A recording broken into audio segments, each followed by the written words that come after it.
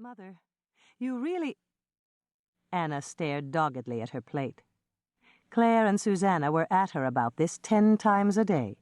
Wouldn't she please move Ike into the living room or the dining room? But Anna would not, and dared not mention the idea to Ike. Such an illness that meant displacement of furniture and attention to the minutiae of her daily routine, was sure to be a final illness. Silence fell around the table again, not a listening silence, but a worried one. "Do you know that story about Uncle Abel and the bull, Mother? Christine spoke of it over the phone the other night, and I didn't recall it all exactly." Of all her daughters, Anna thought Helen had the only interesting voice, musical but with a hollow quality that made it both strong and fragile.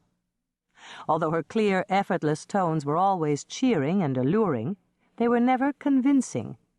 She sat in an upright, perching posture, and her eyes or hands often strayed after the cigarettes she had given up 5 years before. Anna wondered if she realized this habit. "I do," said Susanna. "Daddy told me himself. You were living on the ranch, weren't you, Mother?" Anna nodded. And the lupins were in bloom. They spread in a great azure triangle behind the house, stiff, cone-shaped, vibrating against the green of the back paddock. Susanna went on. "Uncle Abel was castrating a bull that he'd tied to the fence post." "I can't believe he just tied the animal to a fence post, Susanna," said Claire. "A quick snip," Abel always said. He was a huge and terribly impatient man who wouldn't have the vet or even the neighbors on the ranch to help. Anna nodded. "It's true," declared Susanna. "That's how it started to get loose. It was tossing its head, and the loop in the rope fell out, and Uncle Abel looked up and saw the bull with its head turned, peering at him."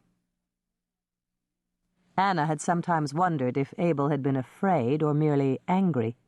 He had such a large head and gruff manner that she could never imagine him afraid, only transported into a higher degree of fury. Then it started to bellow. "Yes," said Anna. Desperate bellowing that the big horns to the west threw back at them. Daddy was coming out the door. He saw what was happening, grabbed the axe from the chopping block, and flung it across the backyard, and struck the bull exactly between the ears. Dropped it in its tracks. "Hatchet," said Anna. "It was the hatchet." Daddy said axe. Anyway, then he said, "First and 10.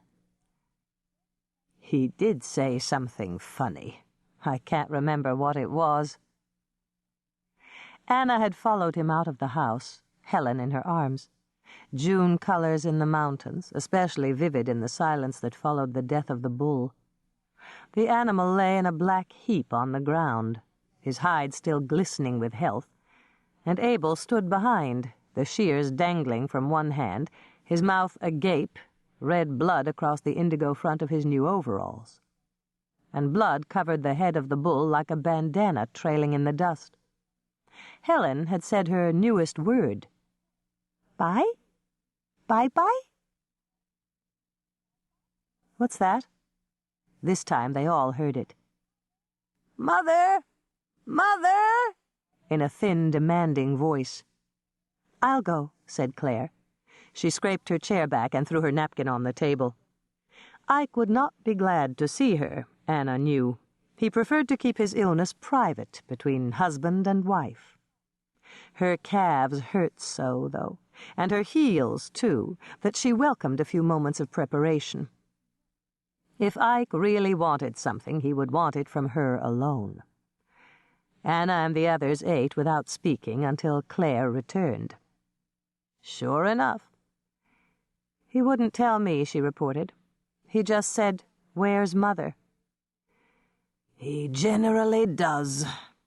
Anna could not suppress a small scowl.